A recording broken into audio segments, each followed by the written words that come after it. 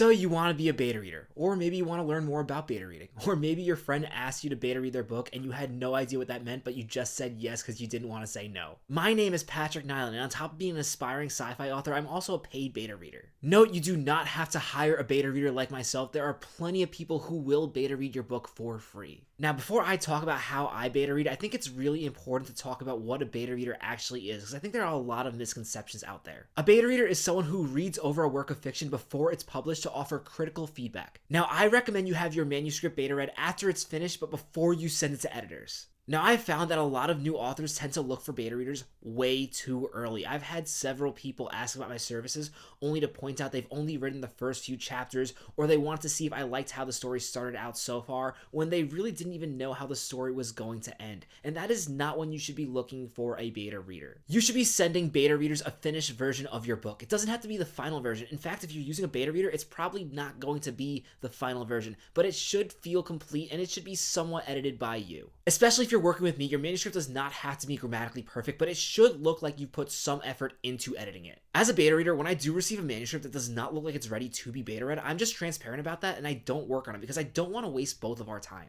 Because let me make one thing clear, beta reading a book is a significant time investment. That's honestly one of the main reasons why I charge for my beta reading services, because of all the time it takes. Now again, I want to emphasize you can still find beta readers who will not charge. In fact, I actually do have some friends who I beta read for free. In exchange, they're going to beta read my book in the future. If you're getting into beta reading and you're trying to figure out whether or not you should charge, that decision is completely up to you. I would also definitely recommend you get some experience beta reading before you start charging. That is, if you decide to do so. Now, if I'm being completely honest, if you're in beta reading for the money, you're probably in the wrong place. Honestly, in general, if you're in the writing industry for money, you're probably in the wrong place. My dreams of being a famous rich author one day died a long time ago. Don't let that dissuade you from being a beta reader though. It is very fulfilling to help somebody make their book the best book it can possibly be. And that's really your main job as a beta reader, to help the author make their book the best book it can possibly be. And before we get into the more specific tips and my process, the way you do that is being very honest and very specific. Now let's really take a deep dive into how to be a beta reader. My first tip on how to be a beta reader, and I've already mentioned it, but I really want to emphasize it here, is to be selective. For example, I'm selective of what genre of books I like to beta read. I like to beta read sci-fi books and fantasy books because those are the genres I typically like to read, and I know I can give the most useful feedback on those genres. Me beta reading a romance novel will be a waste of my time and the author's time. Because of this, I ask clients to pitch their books to me before I accept them, to know that it's something I'd be interested in reading and something I can actually help them with.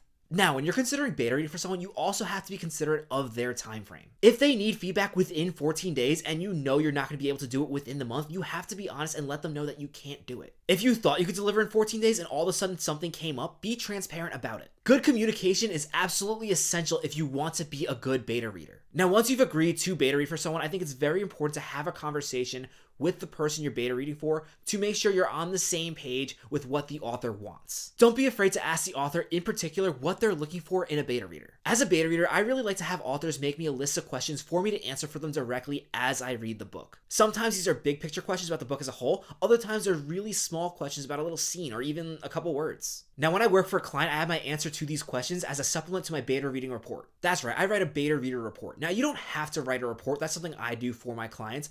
I will say it is very important for you to put your thoughts on the book in writing in some way or form. You want to organize your thoughts about the manuscript in writing, that way the author can go back to it when they need to. A lot of times when I beta read for a friend, they'd rather I just message them back and forth, but even then I try to organize my thoughts as best I can so they can really get the most out of my beta reading. So even when it is a more casual beta reading setting, I still send messages with each of the categories that I typically would write for a report. I'm now going to include all the categories I include in that report, but before I do that, I want to emphasize it is super important that you are very honest with the author. Your instinct when you're talking to somebody about a book they wrote is to say that you loved it, but if you didn't, don't say that. Telling somebody their book is the best book you ever read just because you want to be nice does absolutely nothing. But at the same token, telling them it's the worst book ever and it just sucks also does nothing. Be honest with your opinions on the book and tell them why those are your opinions. The most valuable part of what a beta reader offers an author is the why. Don't tell them you thought the beginning sucked. Say you felt it started too far away from the inciting incident. And why is not only important for the negative feedback, it's also really important for the positive feedback, to tell the author why you like the parts that you like so much so they can do that more in the future. Now, with that clarified, I'm going to go through the sections that I include in my beta reading reports. I like to start with an overall thoughts section where I just give my general thoughts on the book as a whole. Now with the overall thoughts portion of my report, I am critical, but I'm not too harsh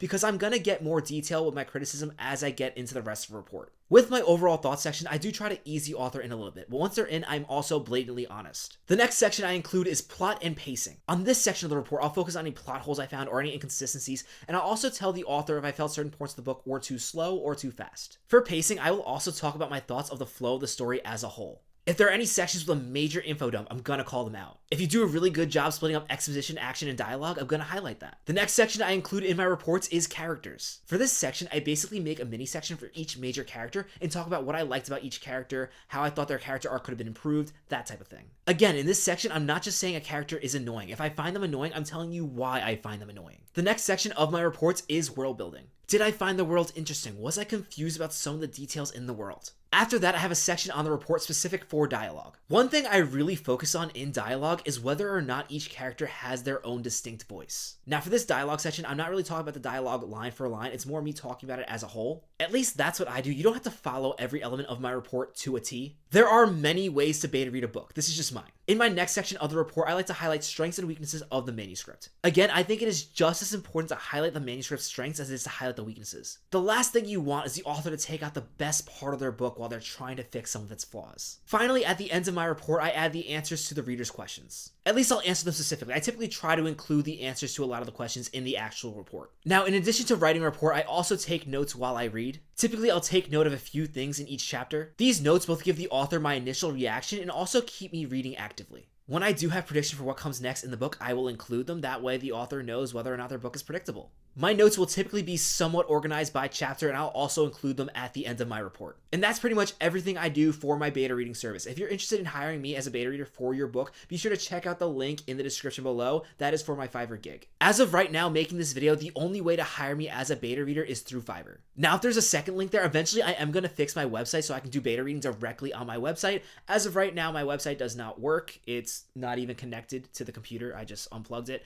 But when my website is back up and running, you can also do that. I like a lot of things about Fiverr. One thing I don't love is they take a sizable chunk of what you earn. Now, getting back to beta reading, one thing you should definitely keep in mind when you're giving feedback is you're not hijacking this author's story. Your job as a beta reader is not to add your ideas to the author's story. It's actually to help the author smooth out their ideas so they can tell them as best they can. You're not a beta writer, you're a beta reader. You're not writing an action scene, you're explaining why you think the book could use more action. Once you're done beta reading, I think it's a really good idea to let the author sit with their feedback before having a conversation with them. I think it's a really good practice to keep yourself open for feedback and really clarify any of your comments that the author doesn't quite understand. Now again, this is how I beta read. Every beta reader has a bit of a different process, and every author is looking for a bit of a different thing, which is why it's so important to make sure you're on the same page of what that author wants from you as a beta reader. Now, as you've probably noticed as I talked about my beta reading process, beta reading is a lot of work. If it's too much work for you or you don't really want to do it, that's perfectly okay. If you've already agreed to be a beta reader and you're realizing now that you can't do it, it's perfectly okay. Just be transparent with the author and don't ghost them. This will give the author enough time to replace you on their beta reading team. For my first book, I plan on using a team of beta readers. Some of them will be my friends, some of them will be fellow authors, and then I'll also try to hire 1 or 2 beta readers to really give me some professional feedback. If you've beta read a book before, let me know how your process differs from mine. Like how I am as an author, I am always looking for ways to improve as a beta reader. Not for nothing, I've actually found that beta reading has actually helped me improve as an author. If you enjoyed this video, be sure to give it a like, maybe even send it to someone who's going to be beta reading for you as a guideline on what you expect. As always, thank you so much for watching. Good luck on your writing journey.